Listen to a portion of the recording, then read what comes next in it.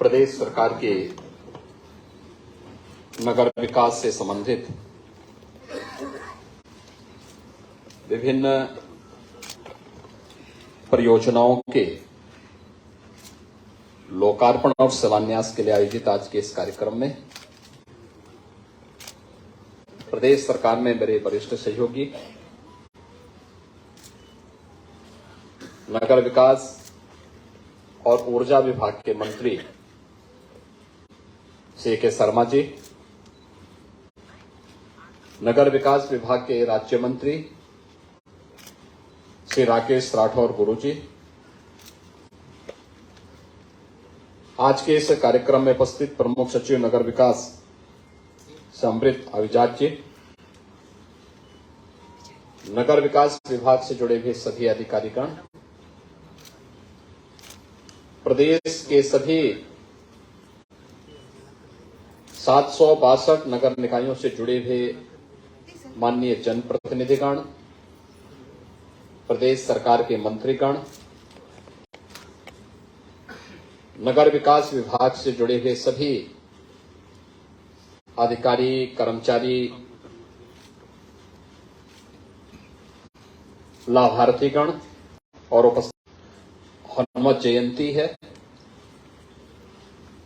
इस अवसर पर मैं आप सबको हृदय से बधाई देते हुए उत्तर प्रदेश के नगरीय जीवन के कायाकल्प के लिए आयोजित इस कार्यक्रम के अवसर पर पूरे प्रदेश वासियों को मैं बधाई देता हूं, हृदय से अभिनंदन करते हुए आप सबको हनुमत जयंती की अपनी मंगलमय शुभकामनाएं देता हूं। हम सब जानते हैं आज दुनिया की सबसे बड़ी राजनीतिक पार्टी भारतीय जनता पार्टी के स्थापना दिवस भी है। यद्यपि सरकारी कार्यक्रम में राजनीतिक दल का नाम हम लोग नहीं लेते, लेकिन बिना भेदभाव के योजनाओं का लाभ समाज के विभिन्न तबके तक पहुंचाने का कार्य प्रधानमंत्री मोदी जी के नेतृत्व में, उनके मार्गदर्शन में भारतीय जनता पार्टी की डबल इंजन सरकार ने जिस ईमानदारी और प्रतिबद्धता के साथ यह कार्य आजाद भारत में पहली बार किया है, इसलिए हमें दुनिया के सबसे बड़े राजनीतिक दल और एक सामान्य नागरिक के जीवन में परिवर्तन लाने का जो अभियान पहली बार देखने को मिल रहा है, उसकी जो पृष्ठभूमि है और पंडित दीनदयाल उपाध्याय जी के अंत्योदय से प्रेरित होकर के आज आदरणीय प्रधानमंत्री मोदी जी के नेतृत्व में जिस ईमानदारी और प्रतिबद्धता के साथ एक कार्यक्रम आगे बढ़ रहे हैं, इसलिए मुझे आज भारतीय जनता पार्टी के 43 वर्ष की इस यात्रा के लिए भी मैं आप सबको हृदय से बधाई देता हूं, अपनी शुभकामनाएं देता हूं।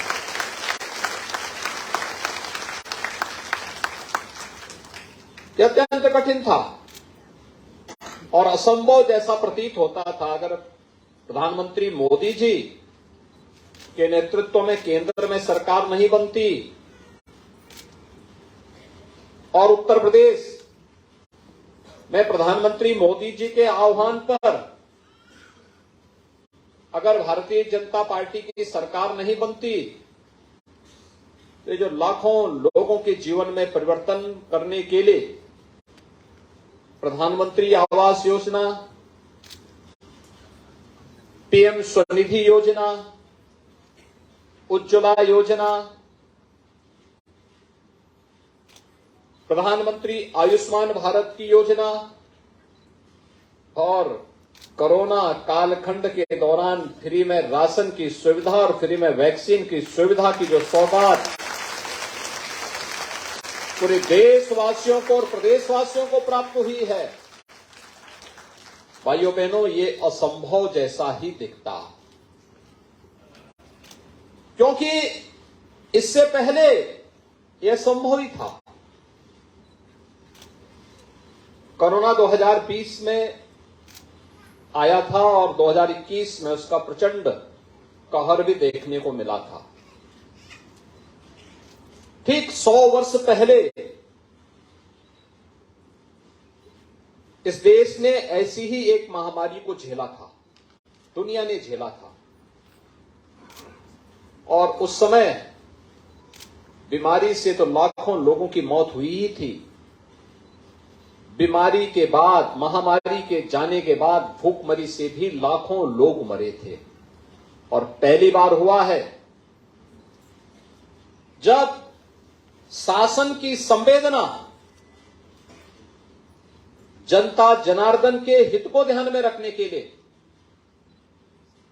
प्रधानमंत्री स्वयं जिस कार्य को नेतृत्व दे रहे हो, वह फ्री में टेस्ट, फ्री में वैक्सीन, फ्री में उपचार और फ्री में राशन की सुविधा के रूप में भी हम सब ने देखने को मिला।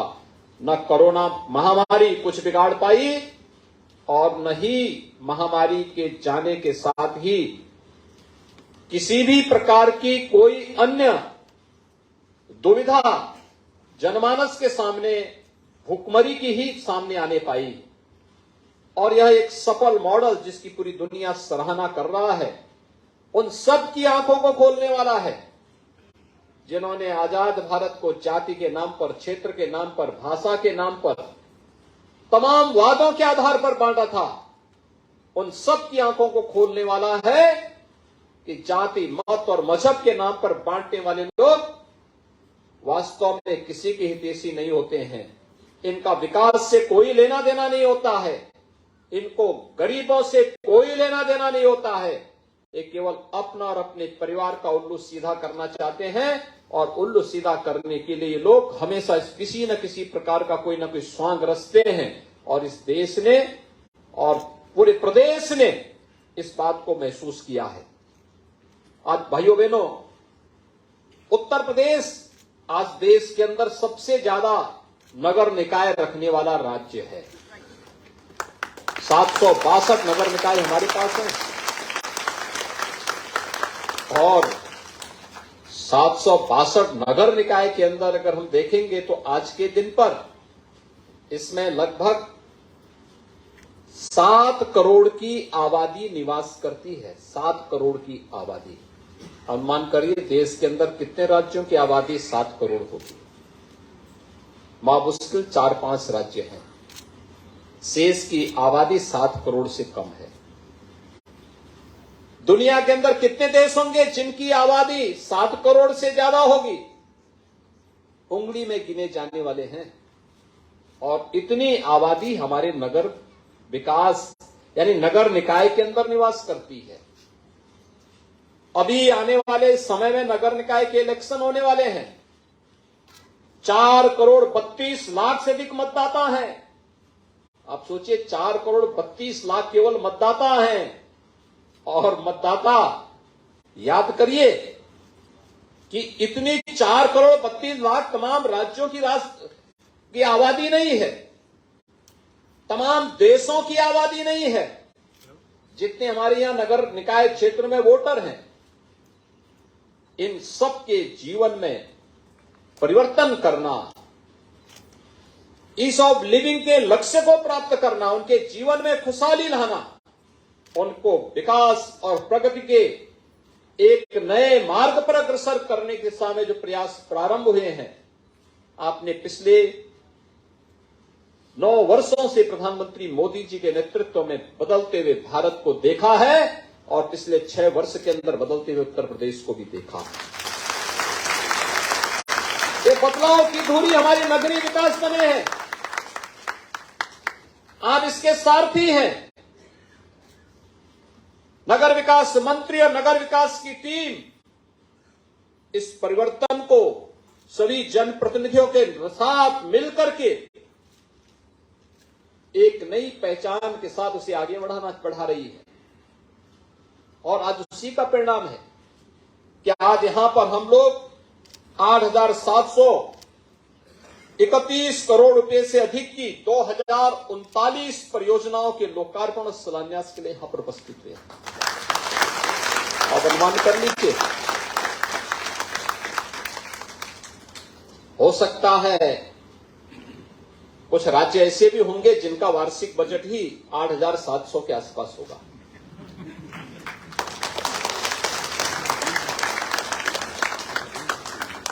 ये जितने कार्यों का हम नगर विकास का आज यहां पे लोकार्पण और शिलान्यास कर रहे हैं, आप सोचिए, इतना तो केवल यहां पे लोकार्पण शिलान्यास पे कार्य एक साथ यहां पर होने जा रहे हैं, या तो हो चुके हैं या होने जा रहे हैं।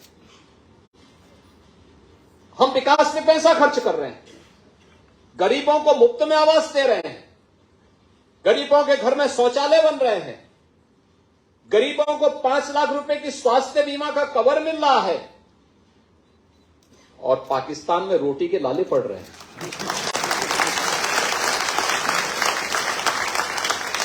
जब अच्छी सरकार आती है तो ऐसे ही परिवर्तन करके लाती भी है।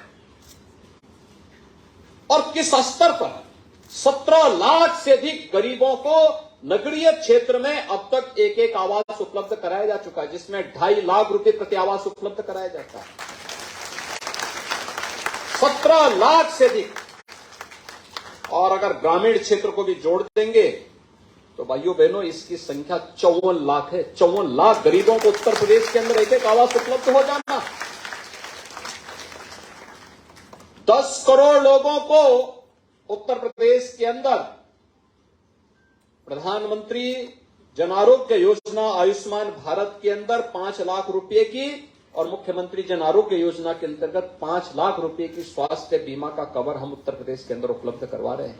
10 करोड़ लोगों को। 15 करोड़ लोगों को मार्च 2020 से फ्री में राशन की सुविधा उपलब्ध करवाई जा रही है, अभी भी है। अनुमान कर लीजिए सरकार कैसे कार्य कर रही है। आज हमारे नगर केवल नगर नहीं है, देश के अंदर प्रधानमंत्री जी ने 100 सिटी को स्मार्ट सिटी के रूप में विकसित करने का एक लक्ष्य रखा था। उनमें से 10 उत्तर प्रदेश की भी थी। उनमें भारत सरकार के सहयोग से नगर विकास के अंदर नगरीय जीवन में परिवर्तन लाने के लिए तमाम कार्यक्रम चल रहे हैं। उत्तर प्रदेश सरकार ने राज्य के अंदर जो 7 नगर निगम थे उन्हें राज्य स्मार्ट सिटी मिशन के अंतर्गत लेकर के सभी 17 नगर निगमों को स्मार्ट सिटी के साथ जोड़ने का कार्य प्रारंभ किया है। और देश के अंदर इसलिए स्मार्ट सिटी मिशन में उत्तर प्रदेश का नगर विकास नंबर 1 पर आया है। इसमें स्मार्ट रोड, इसमें कमांड एंड कंट्रोल सेंटर, और ये कमांड एंड कंट्रोल सेंटर केवल नगरीय क्षेत्र में स्वच्छता के ही कार्यक्रम को नहीं कर रहा है। आपने देखा होगा कोरोना कालखंड के अंतर्गत in command and control centre ने बहुत अच्छा कार्य किया। इसी की तर्ज पर हम लोगों ने सभी 75 जनपदों में कमांड एंड कंट्रोल सेंटर बनाए थे, जहां से किस व्यक्ति को दवा मिली है, किस व्यक्ति को वैक्सीन मिली है, किसका टेस्ट होना है, किसको राशन मिलना है, किसके पास क्या चीज नहीं है, ये सारी चीजों की मॉनिटरिंग वहीं से होती थी हर जिले में। और कोरोना समाप्त हुआ तो हम लोगों ने कहा कि अब इसको न केवल शहरी क्षेत्र के अंदर स्वच्छता के लिए, बल्कि शहरी जीवन में जो सबसे ज्यादा कठिनाई होती है उसमें से ट्रैफिक भी एक समस्या, ट्रैफिक के मैनेजमेंट में भी उसका उपयोग करेंगे। और माताओं और बेटियों के लिए सुरक्षा के लिए सेफ सिटी के प्रधानमंत्री जी की अवधारणा को भी हम इसके माध्यम से साकार करेंगे। और आज इस कार्यक्रम को हमने आगे बढ़ा दिया। संभवतः उत्तर प्रदेश देश का पहला राज्य है जो अपने 18 सिटी को न केवल ICCC के साथ बल्कि सेफ सिटी के साथ जोड़ने जा रहा है और ये सफलतापूर्वक ये मॉडल आगे बढ़ चुका है और मुझे लगता है कि अपने आप में एक उदाहरण होगा। प्रदेश के अंदर मैं जिस भी शहर में जाता हूं, आज वहां पे स्वच्छता नए सिरे से देखते हुए बनती है, लोगों के मन में एक उत्साह दिखता है और मुझे लगता है कि इसमें बहुत बड़ा रोल हमारे स्वच्छता के कर्मियों का है, बहुत बड़ा कार्य उनके द्वारा किया जा रहा है। ये भी कभी प्रयोग था। सफाई की पहले व्यवस्था होती थी, 10 बजे के बाद लोग जाते थे, लेकिन जैसे नगर विकास ने आह्वान किया, नगर विकास मंत्री जी ने आह्वान किया, नहीं ये सुबह 5 बजे से हो, क्योंकि जब भीड़ भाड़ न हो उस समय सफाई करने वाले को भी सुविधा होगी और जो लोग उन सड़कों से, उन मार्गों से निकलने वाले लोग होंगे उनके लिए भी सुविधा होगी। और वह प्रयोग अच्छा रहा, आगे बढ़ा। लेकिन हमें इस दिशा में अभी प्रयास करने हैं, बहुत प्रयास करने हैं और इसलिए नगर विकास विभाग और प्रदेश सरकार इस बारे में सुनिश्चित करेगी। हम लोगों ने इसके बारे में चीफ सेक्रेटरी की अध्यक्षता में एक कमेटी भी बनाई है कि स्वच्छ सफाई कर्मी को उसका अच्छा मानदेय मिलना ही चाहिए, हर हाल में मिलना चाहिए।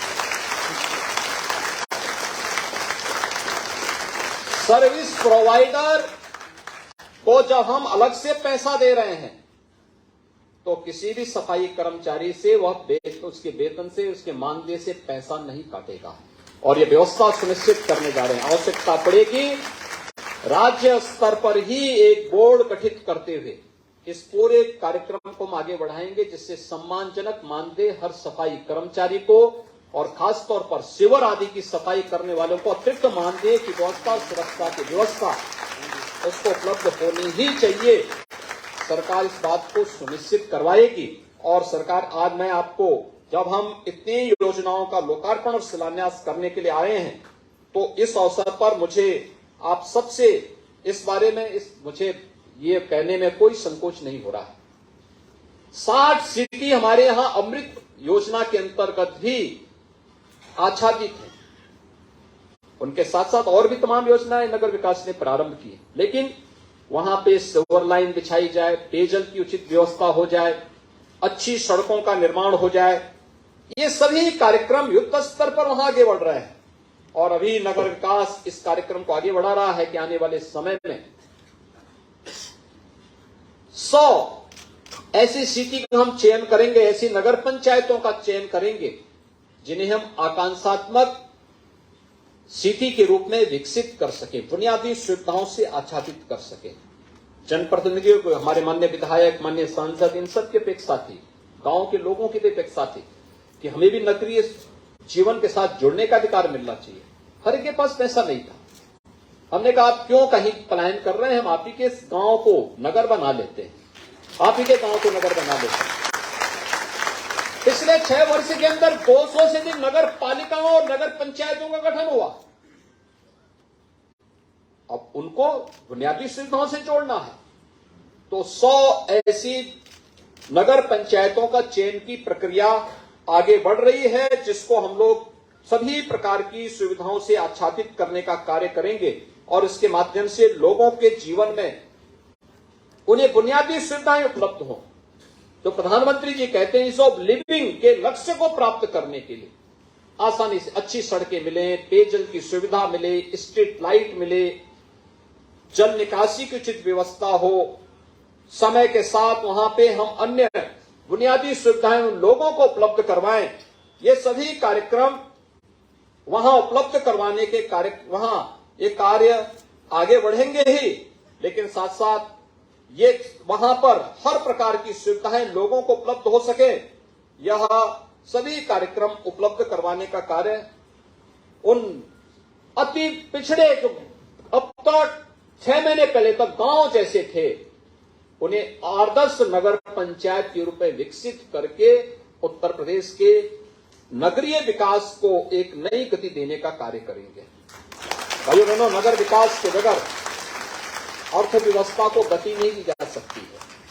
आज मैं देखता हूं जिन क्षेत्रों में हमने इलेक्ट्रिक व्हीकल चलाई है, जिन नगर निकायों में चलाई है, उसके अगल बगल के जनपदों से नई डिमांड आ जाती है। हमने लखनऊ के अंदर चलाई तो सीतापुर के लोगों ने, उन्नाव से, बाराबंकी से, रायबरेली से डिमांड आने लगे कि साहब ये इलेक्ट्रिक बस हमारे यहां तक पहुंचवाइए। इतना अच्छा मॉडल है और लोग वहां पे देखता हूं कि लोग उसमें बैठ के जाते हैं, क्योंकि एक तो उसमें कोई पॉल्यूशन नहीं है, कोई धुआं नहीं है, दूसरा कोई आवाज भी नहीं है, गाड़ी चुपचाप निकल जाती है, अच्छी स्पीड के साथ चलती है। यह है परिवर्तन। आज उत्तर प्रदेश 5 सिटी में मेट्रो चला रहा है। उत्तर प्रदेश के अंदर, देश के अंदर सर्वाधिक मेट्रो का संचालन उत्तर प्रदेश के अंदर हो रहा है। आगरा में इस वर्ष के अंत तक मेट्रो को संचालित करने का लक्ष्य रखा गया है, इसका विस्तार किया जा रहा है। दुनिया के सबसे प्राचीन नगरी काशी में आज रोपवे के कार्यक्रम को तेजी के साथ आगे बढ़ाने का कार्य भी हो रहा है। आज सड़कों के, यानी जिस प्रकार की सुविधाएं, अच्छी सड़कें मिल रही हैं, ड्रेनेज की अच्छी व्यवस्था हो रही है, वह देखने लायक है और उन चीजों को हमें आगे बढ़ाने की आवश्यकता है। प्रदेश के अंदर पंडित दीनदयाल उपाध्याय नगर विकास योजना के अंतर्गत भी जो कार्य हुए हैं, उसमें उन सभी क्षेत्रों में जो कभी आच्छादित नहीं होते, जहां कोई पहुंचता ही नहीं था, उन लोगों तक इन सुविधाओं को पहुंचाने का कार्य हो रहा है। लेकिन साथ साथ नगर विकास ने राजस्व संग्रह की भी अपनी तकनीक में बदलाव करते हुए, परंपरागत व्यवस्था में बदलाव करते हुए, तकनीक का उपयोग करते हुए उसमें भी वृद्धि की। स्वाभाविक पैसा आएगा तभी तो हम विकास करा पाएंगे, और उस कार्यक्रम को भी आगे बढ़ाने का कार्य किया है। मुख्यमंत्री नगर सृजन योजना के अंतर्गत भी 240 जो नगर निकाय जिनका विस्तारीकरण हुआ था, जैसे लखनऊ नगर निगम में ही कई गांव आए हैं, उनका विकास कराएगा कौन? होना तो ये, होता तो ये कि वहां पर विकास तब होता जब नए चुनाव हो जाते, लेकिन इसके लिए इंतजार थोड़ा करते। और जनता क्यों उसके लिए दोषी, जनता कौन क्यों दोषी ठहराए? इसलिए कहा गया कि नहीं, हम एक नई योजना चलाएंगे, चुनाव जब होंगे तब होगा, लेकिन विकास से कोई वंचित नहीं होना चाहिए, बुनियादी सुविधा से कोई वंचित नहीं होना चाहिए। और वहां पर भी 550 करोड़ रुपए की लागत से अब तक हम लोग वहां पे 764 करोड़ रुपए की लागत की योजनाओं को उन विस्तारित क्षेत्रों के लिए भी बना चुके हैं, और उस पर भी आज यहां पर उसका लोकार्पण और शिलान्यास के कार्यक्रम अब तक यहां पर संपन्न हुए हैं। इसके अलावा मुख्यमंत्री नगरीय अल्प विकसित व मलिन बस्ती योजना के कार्यक्रम को आगे बढ़ाने का कार्य हुआ। और पहली बार आपने देखा होगा, स्ट्रीट वेंडर को कोई नहीं पूछता था। स्ट्रीट वेंडर, पटरी व्यवसायी, ठेला खोमचा लगाने वाले लोग, वह हर जगह प्रताड़ित होते थे, शोषण का शिकार होते थे। पहली बार प्रधानमंत्री जी ने स्ट्रीट वेंडर के लिए कोई योजना बनाई, और स्ट्रीट वेंडर का व्यवस्थित रजिस्ट्रेशन, उन्हें बैंक के साथ जोड़ना, डिजिटल पेमेंट के साथ जोड़ने के साथ ही ब्याज फ्री ऋण उपलब्ध करवाने की कार्रवाई करने के साथ ही मुझे लगता है उत्तर प्रदेश के अंदर सर्वाधिक स्ट्रीट वेंडर को जोड़ने वाला, यानी इसके अंतर्गत 9,31,000 से अधिक स्ट्रीट वेंडर को अब तक 2,04,565 करोड़ रुपए की राशि वितरण करने का कार्य भी इसमें हुआ है। काफी बड़े पैमाने पे ये कार्य उत्तर प्रदेश के अंदर हुए हैं। आप सोचिए कि 9,31,000 परिवारों के जीवन में परिवर्तन करना, कोई संवेदनशील सरकार ही सोच सकती है। और सरकार की योजना का ही परिणाम है कि अब दीनदयाल उपाध्याय अंत्योदय योजना, राष्ट्रीय शहरी आजीविका मिशन के अंतर्गत भी शहरी क्षेत्र में उन माताओं के लिए, उन बहनों के लिए भी कार्य मिला है जो अपने घर गृहस्थी के कार्य करने के बाद दिन भर बैठी रह पाता, और अन्य कार्यक्रम भी बहुत अच्छे ढंग से सरकार आगे बढ़ा रही है। अल्पसंख्यक बस्तियों के विकास के लिए भी राज्य सरकार ने जो कार्यक्रम आगे बढ़ाए हैं वह भी हम सबके सामने है। और अब तो नगरीय क्षेत्र में, नगरीय जीवन में तो व्यापक सुधार देखने को मिल ही रहा है, लेकिन साथ साथ मूक पशुओं के लिए भी कार्य हो रहा है। अभी आपने देखा होगा, यहां पे हमने विमोचन की है कुछ पुस्तकें, कान्हा उपवन। जब मैं किसी नगर में जाता हूं तो कान्हा उपवन में भी जाता हूं और मैं देखता हूं वहां पर कि काफी बड़े पैमाने पर सड़कों से जो निराश्रित गोवंश है उन्हें ला करके वहां रखने की व्यवस्था और उनकी देखभाल करने की व्यवस्था। और वही नहीं, अब तो ये भी व्यवस्था हुई है कि वह गोवंश केवल वहीं तक सीमित न रहे, बल्कि उसकी नस्ल सुधार के साथ ही हम उसके द्वारा मिलने वाले विभिन्न अवयवों का उपयोग कैसे कर सकते हैं जो उस कान्हा उपवन की इनकम को भी बढ़ा सके, और साथ साथ गोबर से बनने वाले जो उपले होंगे उसका उपयोग अन्य जगहों पर, कहीं हवन करने में, कहीं अंतिम संस्कार की कार्रवाई करने में, कहीं पर किसी अन्य कार्य करने में उसका उपयोग भी किया जा सके। आज यह भी देखने को मिल रहा है, और बायोफ्यूल के लिए भी उसका उपयोग हो सकता है। गोबर गैस प्लांट आदि चलाने में भी कुछ जगहों पर तो पेंट बनाने का काम भी गाय के गोबर से प्रारंभ हुआ है और बहुत अच्छा पेंट है। आप तो बहुत सारे लोग जानते हैं कि पहले घरों की लिपाई गाय के गोबर से होती थी, और अगर पेंट बन रहा है उससे कोई अपने घर की दीवारों को लिपाई पुताई करेगा तो यज्ञ जैसा पवित्र, मंदिर जैसा पवित्र उसका घर हो जाएगा, किसी पवित्र धर्मस्थल जैसा उसका घर भी हो जाएगा। और यह कार्य आज यहां पर तेजी के साथ आगे बढ़ाने की कार्रवाई चल रही है। इन सभी कार्यक्रमों को आगे बढ़ाने का कार्य आज प्रदेश के अंदर आगे बढ़ रहा है।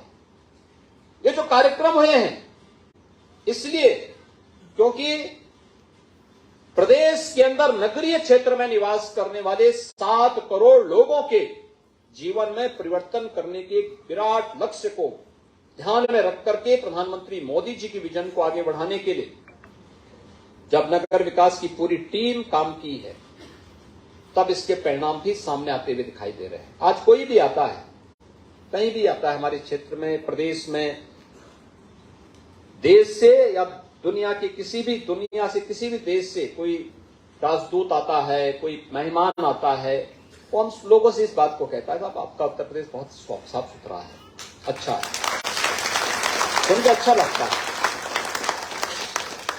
नहीं तो पहले क्या होता था, लोग आते थे कहते थे साहब बहुत गंदगी है, हम लोग भी देखते थे, लेकिन आज उत्तर प्रदेश साफ सुथरा दिख रहा है। साफ सुथरा है तो एक तरफ सफाई है, दूसरी तरफ सुरक्षा भी है, और सुरक्षा है तो फिर जहां सुरक्षा होगी, जहां सफाई होगी, वहीं तो समृद्धि भी होगी। ये सब एक दूसरे से जुड़े हुए हैं। कोई अनुमान कर सकता है कि उत्तर प्रदेश में 35 लाख करोड़ रुपए के निवेश के प्रस्ताव आएंगे?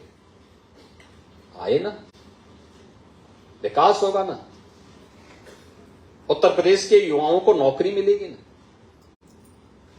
ये सभी कार्य एक दूसरे से जुड़े हुए हैं। स्वच्छता है तो सुरक्षा भी है, और स्वच्छता और सुरक्षा है तो समृद्धि अपने आप पीछे पीछे दौड़ करके आएगी, और ये समृद्धि इसी रूप में दौड़ करके आती हुई आज उत्तर प्रदेश के अंदर दिखाई दे रही है। परिवर्तन इसी बात का द्योतक है, और इसीलिए आज जब यहां पर ये लगभग 9,000 करोड़ रुपए की परियोजनाओं का लोकार्पण और शिलान्यास हो रहा है, कि उत्तर प्रदेश के अंदर हर एक नगर निकाय के अंदर रहने वाले नागरिकों के जीवन में तो व्यापक परिवर्तन का कारण बनेगा ही, लेकिन साथ साथ उत्तर प्रदेश की सामर्थ्य को भी देश और दुनिया के सामने प्रस्तुत करेगा। उत्तर प्रदेश ने जो ठाना था $1 ट्रिलियन की इकोनॉमी बनना है, तो उसका आधार हमारा नगरीय क्षेत्र बनेगा। तो 7 करोड़ की आबादी के जीवन में परिवर्तन करके हम लोग इसको आगे बढ़ाएंगे। यहां से सुविधाओं से आच्छादित करके इसको हम आधार बनाएंगे। इसको हम हर प्रकार की सुविधाओं से आच्छादित करके इसे आगे बढ़ाने का कार्य करेंगे। और मैं इस अवसर पर नगर विकास से जुड़े हुए सभी अधिकारियों को, कर्मचारियों को, इन योजनाओं को जिनका लोकार्पण हो रहा है और समयबद्ध ढंग से उन्होंने आगे बढ़ाया है, इसके लिए उन्हें हृदय से बधाई देता हूं, हृदय से धन्यवाद भी देता हूं। जिनका शिलान्यास हो रहा है वो समयबद्ध ढंग से आगे बढ़ जाए और एक टीम वर्क जो कार्य करती है, उस टीम वर्क का परिणाम हम सबके को दिखना चाहिए। आम नागरिक के जीवन में जितनी अधिक खुशहाली हम ला सकते हैं अपने परिश्रम से, अपने पुरुषार्थ से, उसे आगे बढ़ाने का प्रयास हमारे स्तर पर होना ही चाहिए। और मैं एक बार फिर से, जो अब तक आउटसोर्सिंग के नाम पर सफाई कर्मियों का शोषण की प्रवृत्ति चली आ रही थी, इसको पूरी तरह बंद करवाने और इनके जीवन में इनको अच्छा मानदेय मिले, इनको वास्तव में सम्मानजनक जीवन के साथ जीने का अधिकार मिले, इसके लिए सरकार पूरी तरह के साथ में है। क्योंकि बहुत कठिन कार्य है, बहुत कठिन चुनौतीपूर्ण कार्य आप उठाते हैं। जब लोग सोते हैं तब आपके हाथ में झाड़ू होता है, साफ सफाई करते हुए घर के अभिभावक की तरह। यही तो व्यक्ति देखता रहा है कि दूसरों की सुविधा के लिए अपने आप को होम कर देना, दूसरों को स्वास्थ्य के लिए, दूसरों की सुविधा के लिए अपने आप को लगाना। जब आप ये कार्य करेंगे तो आपके लिए भी सरकार हर प्रकार से आगे बढ़कर के आपके संरक्षण करेगी, आपको सुविधा उपलब्ध करवाएगी। इसके लिए सरकार आपके साथ में है। मैं एक बार फिर से आज यहां पर 8,600 करोड़ रुपए की इन सभी परियोजनाओं के लिए, 8,700 करोड़ रुपए से अधिक की इन परियोजनाओं के लिए पूरे प्रदेशवासियों को हृदय से बधाई देता हूं, हनुमत जयंती की शुभकामना देता हूं और विश्वास व्यक्त करता हूं कि जीवन में बजरंग बली की ही निष्ठा हमारे मन में होनी चाहिए। भाइयों बहनों, जहां भक्ति है वहीं पर शक्ति भी है। बिना भक्ति के शक्ति नहीं आती है। बजरंग बली ने भी अपने जीवन में यही सब कुछ हमें संदेश दिया है। ईमानदारी के साथ, पूरी तन्मयता के साथ जो कार्य दिया गया है, उस कर्तव्य का निर्वहन करना। प्रधानमंत्री जी ने आजादी के अमृत महोत्सव के मुख्य उद्बोधन में इस बात का उल्लेख किया, पंच प्रण की बात की थी। पंच प्रण में अंतिम प्रण जो था वो नागरिकों की कर्तव्य का भी है, यानी विकसित भारत से लेकर के नागरिकों के कर्तव्य तक। विकसित भारत कब होगा? जब हर नागरिक अपने कर्तव्य का निर्वहन करेगा। और मुझे लगता है ये कर्तव्य भक्ति का प्रतीक है। जब हम पूरी निष्ठा के साथ अपने उत्तरदायित्वों का निर्वहन करेंगे तो भारत शक्तिशाली होगा। इसमें किसी प्रकार की कोई बाधा ही नहीं है, कोई बाधा नहीं है। नहीं तो भारत की आबादी 140 करोड़ की और पाकिस्तान की तो आबादी मात्र 22 करोड़ है। रोटी के लाले पड़ रहे हैं 22 करोड़ की आबादी को। भारत 140 करोड़ लोगों को 3 वर्ष से फ्री में राशन उपलब्ध करा रहा है। कहीं कोई समस्या नहीं, फ्री में वैक्सीन दे रहा है, फ्री में उपचार करा रहा है, विकास की योजनाओं को धड़ल्ले से आगे बढ़ा रहा है। नई नई चीजें, कहीं एयर कनेक्टिविटी दे रहा है, कहीं मेट्रो दे रहा है, कहीं रोपवे दे रहा है, कहीं स्मार्ट सिटी दे रहा है, कहीं अमृत योजना के अंतर्गत सिविल लाइन बिछाई जा रही है, हर घर नल की योजना को साकार कर रहा है। और जिस गरीब के पास किन्हीं कारणों से आवास बनाने की सामर्थ्य नहीं है, सरकार उसके साथ में है। प्रधानमंत्री आवास योजना उसके लिए खड़ी है। यह भी प्रधानमंत्री मोदी जी के नेतृत्व में हर व्यक्ति ने इन सब सपनों को साकार होते हुए देखा है, तो हमारा भी दायित्व होना चाहिए कि हनुमान जयंती के अवसर पर, हनुमत जयंती के अवसर पर ये कार्यक्रम हो रहे हैं, सरकार आपके लिए घोषणा भी कर रही है, और मैं चाहूंगा कि हम भी उसी भक्ति, उसी निष्ठा के साथ, बजरंग बली की निष्ठा के साथ अपने को जोड़ते हुए अपने कर्तव्यों का निर्वहन करेंगे। जो जिस क्षेत्र में अपने कर्तव्यों का निर्वहन करेगा तो अवश्य हम शक्तिशाली होंगे, आप शक्तिशाली होंगे। इस विश्वास के साथ मैं प्रदेशवासियों को 8,700 करोड़ रुपए से अधिक की इन परियोजनाओं के लिए हृदय से बधाई देता हूं। नगर विकास को धन्यवाद देते हुए आप सबके प्रति अपनी शुभकामनाएं देता हूं। धन्यवाद। जय हिंद।